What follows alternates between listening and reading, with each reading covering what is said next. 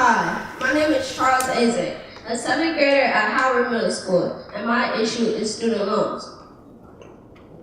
How would you feel if you had to pay $351 in student loan debt every month? Well, according to The Economist, that's what millions of Americans around the world have to pay. Student loans create challenges because students leave college with a hefty amount of debt. Therefore, community college should be free. My teachers and family members have left college but are still paying thousands of dollars decades after. My first reason to why community college should be free is part-time jobs. In accordance with MarketWatch, 4 out of 5 of all college students have to take up jobs in order to keep them afloat in college. That's 80% of the entire college community. Additionally, my second reason is low-class families. As reported by the National Center of Children of Poverty, 21% of all children live below the poverty line. That means 21% of all families cannot afford to send their children to college. Finally, my third reason is it weighs on people after college. As stated by U.S. News, the average 2016 grad holds $37,000 in debt. And that affects you when you want to get a mortgage or buy a car or anything else you want to do in your new adult life. Someone that opposes this might say that the highest degree you can get is an associate degree. But with an associate degree in nursing, you can become a registered nurse, which is on the same level as someone with a bachelor in science in nursing from a university. In conclusion, community college and education period should be free for every human being. It is our civil duty to contact our senators and political figures. Also, bring it up in our classrooms, our homes, and in our families. Thank you.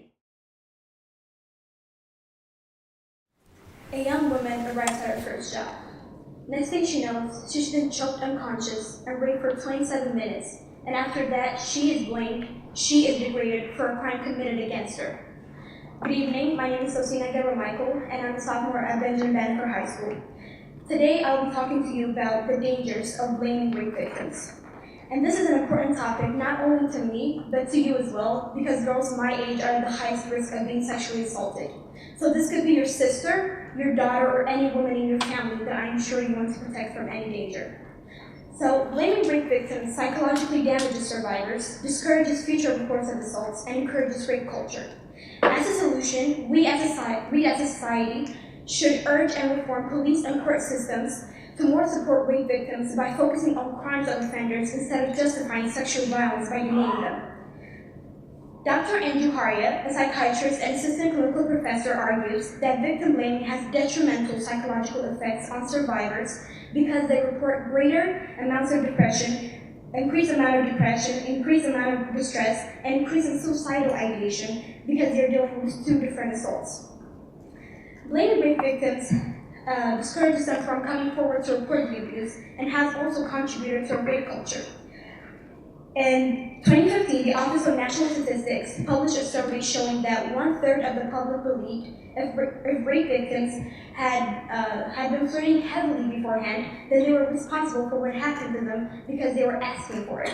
In another incident, Annie Clark, a campus activist at the University of North Carolina, said when she reported her assault, an administrator told her, "Well, rape is like football. If you look back on the game and you're the quarterback, Annie, is there anything you could have done differently?" Instead of supporting a victim who came forward, this shows a counselor blaming them and making excuses for criminal behavior. However, the reality is that rape is a conscious decision made by the rapist. One would say we remain skeptical of rape accusations because there are so many false claims. In reality, more than 63% of sexual assaults are never reported, and out of the ones that are reported, the National Sexual Violence Resource Center shows the prevalence of false reporting is between 2% and 10%. It is about time society understands that rape is a crime motivated by a need to control, humiliate, and harm, so it is never the victim's fault. We need to let go of baseless concepts such as don't dress too sexy and don't walk alone at night, because despite the type of clothes worn and despite the time of day, rape and sexual assault have proven to happen to anyone at any time. Thank you for your attention.